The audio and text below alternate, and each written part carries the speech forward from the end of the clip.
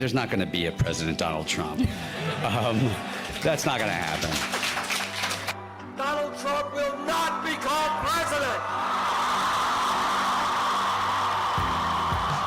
president. He's not going to be president. Donald Trump is not going to be president of the United States. Take it to the bank. Okay. I guarantee it. All right, all right. If he becomes the president, he'll make it great, because the States is already great. I think that man will be president of the United States right about the time that spaceships come down filled with dinosaurs and red capes. On that note, Tom, pleasure. Take it Thank from you me. very How much. about that? And then, of course, there's Donald Trump. Donald Trump has been saying that he will run for president as a Republican, which is surprising since I just assumed he was running as a joke.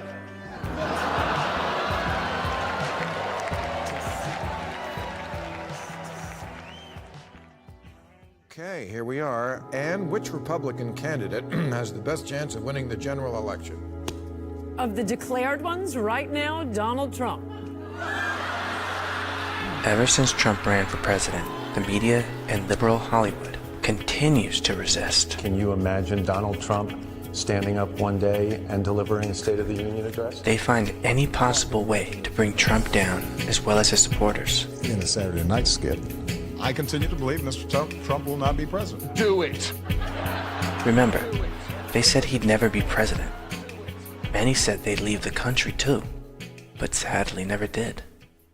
A pig will fly out of my butthole because it will be a nightmare. I have a house in Spain that is going to be ready right after the election. Panama. Siberia. Nova Scotia. I'm definitely moving to Canada. Straight to hell. Who's Trump?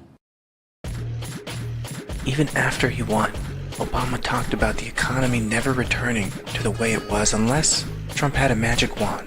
The person you just mentioned, who I'm not going to advertise for, that he's going to bring all these jobs back. Well, how exactly are you going to do that? What are you going to do? There's no answer to it. He just says, well, I'm going to negotiate a better deal. Well, how exactly are you going to negotiate that? What magic wand do you have? And usually the answer is he doesn't have an answer. Boy, was he wrong. Obama has been vocal against Trump, pushing the fake narrative that he's racist and misogynist. I wonder how much of the population really subscribes to the mainstream still.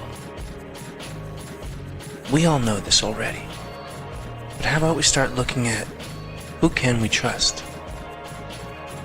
I know who we can't trust. It's easy to tell. After all, those who yell the loudest have the most to hide.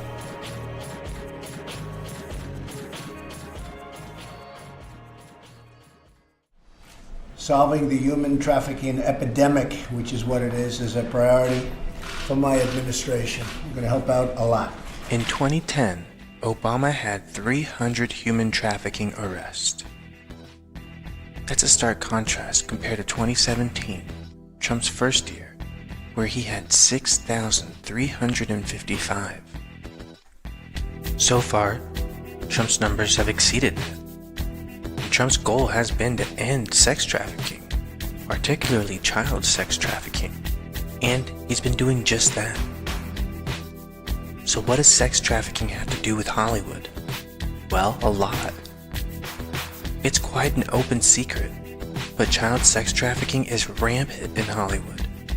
From elite pedophilia escort services, all the way to the tunnels under Hugh Hefner's Playboy Mansion, where children would be routed underneath the city. This is exactly what those who yell the loudest have in common.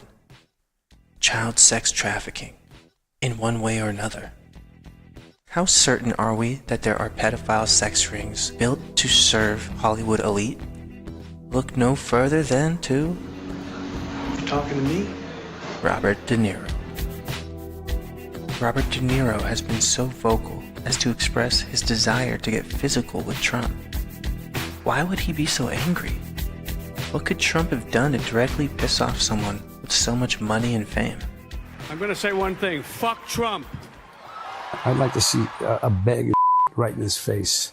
Hit him right in the face like that. And let the picture go all over the world. And that would be the most humiliating thing, because he needs to be humiliated. He needs to be confronted and humiliated by whoever his opponent is, his political opponent. De Niro's former assistant, Graham Chase Robinson, accuses the award-winning actor of harassment and gender discrimination, claiming that over the course of the 11 years she worked for him, De Niro communicated in a hostile, abusive, and intimidating manner, often while he was intoxicated, in which he denigrated, berated, bullied, and hurled expletives at her. Her attorney sharing this voicemail from 2012. You're upset with me because you tell me how nice you are? How dare you? You're about to be fired in your history. How dare you disrespect me? How much you did? You gotta be kidding me, you spoiled brat. You. Just quite recently, De Niro decided to slam President Trump and dub him a sexual predator. He went so far as to call Trump a dog. Now the tables have severely turned.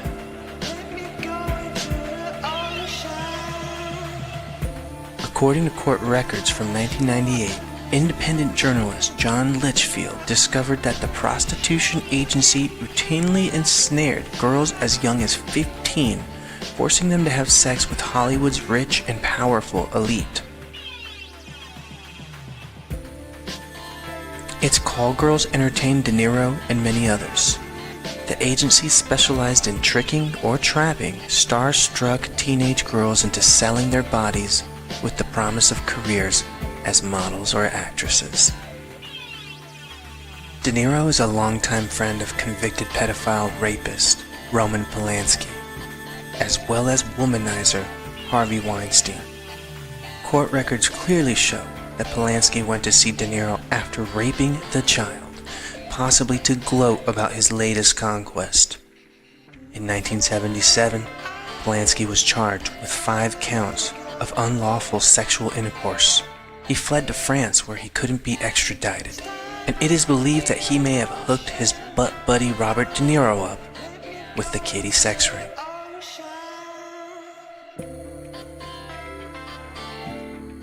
De Niro seems to have a number of perverted friends. While it's true that perverts are a dime a dozen in Tinseltown, Bobby D seems to have procured more than a dime's worth. In addition to Weinstein, Polanski, and Clinton's, another buddy of De Niro's was a Pennsylvania man who asked De Niro to be an alibi witness. Bruce Wisniewski was charged with 133 counts of sexual assault against underage girls. He is currently serving out his sentence in Pennsylvania. Attorneys for Wisniewski contended the girls in question could not have been raped by his client in Pennsylvania because they were with De Niro at the time he filmed A Bronx Tale. Egon Kafka, who worked on the set as an extra, was also called as a witness. Kafka was also the subject of an investigation by police regarding child rape. Brian J. O'Neill, who taught De Niro to drive a bus for his role as his own father in A Bronx Tale, was found guilty of more than 230 counts of molesting 7 different children. And Liz Crokin is a woman who some consider a rabid conspiracy theorist and others consider a muffled voice, one of crying in the wilderness. Crokin has dedicated her career to exposing leading government, entertainment, and business leaders involved in satanic pedophilia cults. She stated the following: I would say Robert De Niro needs to be looked at very closely. I would say Alec Baldwin needs to be looked at very closely. I would say Stephen Colbert needs to be looked at very closely. I would say Michael Moore needs to be looked at very closely. You'll find that these elite pedophiles, they're very close friends. They all hang out, and they're all marked members of the same club, and they're all doing the same stuff. No wonder Robert De Niro's pissed. Trump's destroying his business. Speaking of looked at very closely, let's look at another very loud Trump resistor. Kathy Griffin. She went a bit too far, didn't she, when she posted this photo, wouldn't you say? Anderson Cooper had a brother, Carter Cooper, who jumped out of a window, committing suicide at 23. He was standing in front of his mother when he did so, Gloria Vanderbilt. Let's have a look at Gloria. This photo is particularly eerie because of a few reasons. At first glance, this photo is absolutely normal. But remember, for Satanist elites, symbolism is everything. And a cue reminder, symbolism will be their downfall. Okay, so we can see Gloria Vanderbilt here in the bed with her 2 kids. In the back, we see what was in that intro video. It looks like of a person being burned alive in some sort of sacrificial giving or taking. We could say that. This is some more of her art. You know, what if your grandmother made this kind of art? You'd be like, you know, hey grandma, like, what's wrong with you? Are you a psychopath? A socialite and heiress, Gloria Vanderbilt's dream box. Yes, 2008 is photographed for Town and Country magazine on December 10th, 2011 in New York City. So basically it looks like a disemboweled baby doll with a lot of tools, a lot of blood, and no one, I want to know what this is. Obviously it is a gold ball, looks like a Christmas ornament. This picture depicts Anderson Cooper's mom as a satanic mother of darkness. We can see here the same father, mother of darkness, scapegoat, the gold child, right? So the scapegoat was the missing kid, Anderson Cooper, the golden child, right? Same father, again with this some sort of sacrificial table of sorts. I don't know why. Is it possible that Gloria Vanderbilt was a satanic priestess? Is it possible that Carter Cooper was a sacrifice in a satanic ritual? This type of sacrifice, turning a man into a woman, is not strange to Luciferian rituals. The way you two actually met is on New Year's Eve. You were watching us one year, and after the show, you called to wish me a Happy New Year and asked to talk to Kathy, and that's how you guys... And that's how we met. Gloria built a very good relationship with Kathy Griffin. Very random. Or is it? It would make sense. When Gloria died, Kathy said publicly she knew Gloria more than Anderson Cooper did. And Gloria has gone on record saying that Kathy was her fantasy daughter. Weird, right? Now it makes sense. She has all the right to hate Trump. And at this point, after all the plastic surgery and the ridiculous thoughts she produces, I'd say she's MK Ultra'd beyond a doubt. Also, Trump and the Patriots, they're working on bringing justice back to our democracy, which ultimately would bring down her family's power grip on the US. Hollywood is filled with hypocrisy. It should be of no surprise to us. Movies, TV shows, they're all lies. So why do we look up to celebrities for truths? How terrible is wisdom when it brings no profit to the wise, Johnny. Howard Stern recently came out to say, Biden all the way. Got to tell my buddy Donald Trump, Jesus Christ, resign from the presidency already. Do the world a favor. You don't want to be president. Go to Mar-a-Lago. Have a nice rest of your life. Stop, Donald. This isn't your... Donald had a perfectly fine life. He ran as a goof for president. He didn't think he was going to win. And somehow, everyone bought into him. Well, 50% of the country.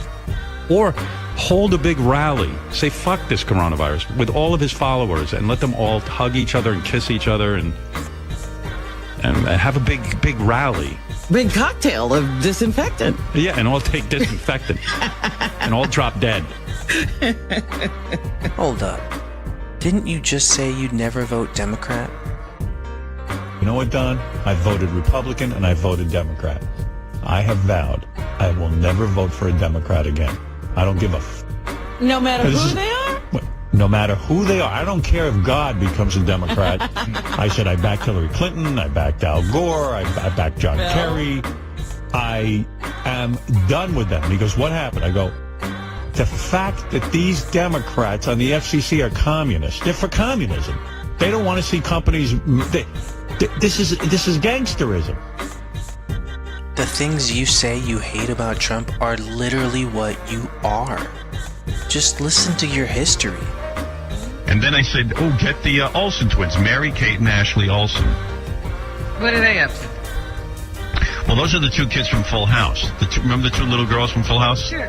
Well, now they're like 13, and they're pieces of ass. Oh, yeah, I've seen pictures of You know who's in absolute love with you is Ashley Olsen. I just texted she. Ashley Olsen? She talks about you. I would have nonstop. dated her before I met Beth. She's too young. No. How old is she now? 18? No. She's of age. Now she wants to come on the show. She'll come. So tell her to come. It really looked for a while like when they were 13 or 14, they were going to be supermodels. But then they stuck right there. They kind of like didn't grow or something. It's weird, and I was counting down to their 18th birthday so we could have sex with them, but He was linked to someone else that was really, really hot. The Olsen twins? You're still waiting to see who gets the Olsen twins. I gotta get them. I'm a single man. I could get them. Are you going to win that lottery? I want the Olsen twins. I want them both. How old are they now, the Olsen twins? 15? No, is that young? Yeah, they're still very young. They cruise through puberty very good. Bodies of 16-year-olds. Yeah, I don't care. They're hot as hell, man. They're busting out, though. You are a pig. It's no wonder you're projecting your hate. Biden all the way. Do you know shit about Joe Biden? This leads us to Joe Biden, the loudest voice against Trump in the resistance. Today I am proud to endorse Joe Biden because he will be an extraordinary president. We cannot win this re-election. We can only re-elect Donald Trump. With a clear path to lead us out of this crisis. We have to take care of the cure.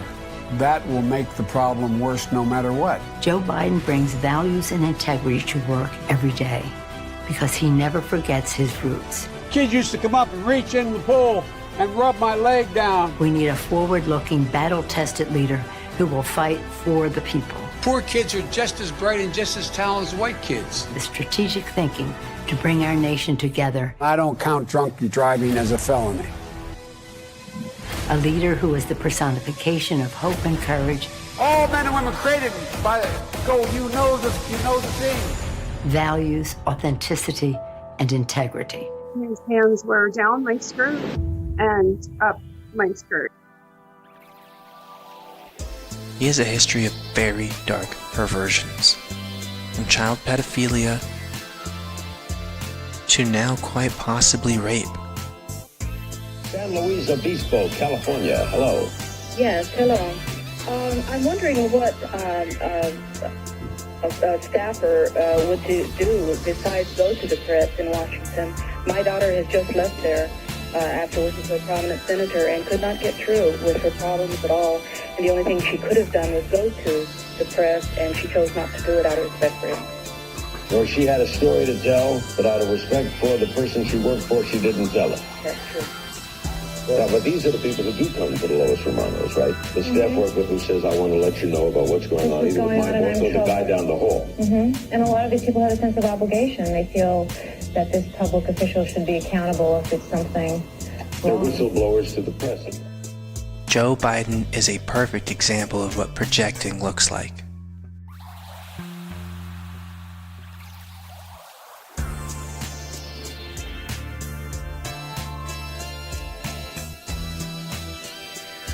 Speaking of the Me Too movement, all voices matter, right, Gaga? Right, Alyssa Milano? So why are you supporting an accused rapist? Gaga, you've been a victim, right? So what are you doing? MK Ultra. We all know you're not fully home. And we're talking about all of Hollywood liberals. They're controlled, they're brainwashed, they're feared into groupthink. Otherwise, they're out of the club. It makes perfect sense that those who are the loudest have most to hide. And those with most to hide will be the loudest, so they are seen as a hero, preserving their image before the inevitable facade collapses. You call women you don't like fat pigs, dogs, slobs, and disgusting animals. Your Twitter account? Only Rosie O'Donnell. No, it wasn't. It's just awfully good that someone with the temperament of Donald Trump is not in charge of the law in our country. Because you'd be in jail. Secretary Clinton,